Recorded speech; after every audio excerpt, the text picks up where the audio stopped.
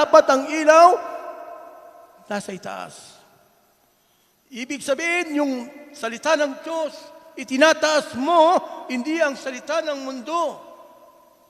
Yung gawain pang-espiritual, pangunahan ka sa panalangin, sa pagbabahagi o salita ng Diyos.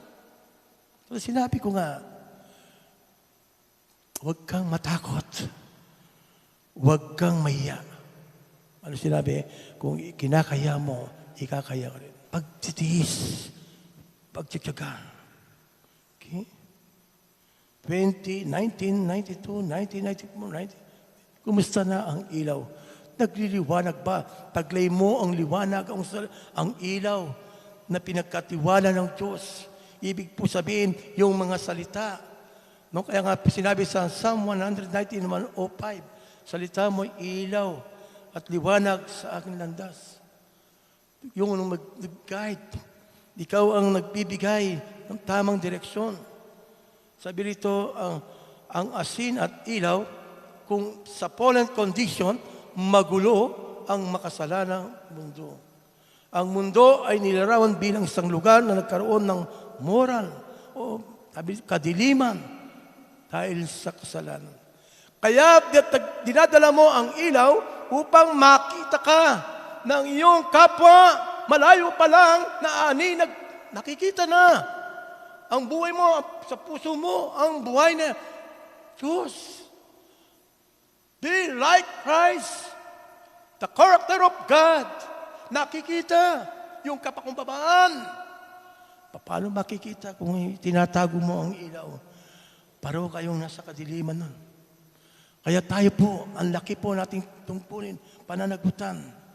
Na ikaw ba'y nagsisilbing tanglaw, ilaw sa inyong pamilya, sa iyong kapatid, sa iyong mga kaibigan, sa iyong mga kamag-anak. Okay? Be light of the mundo.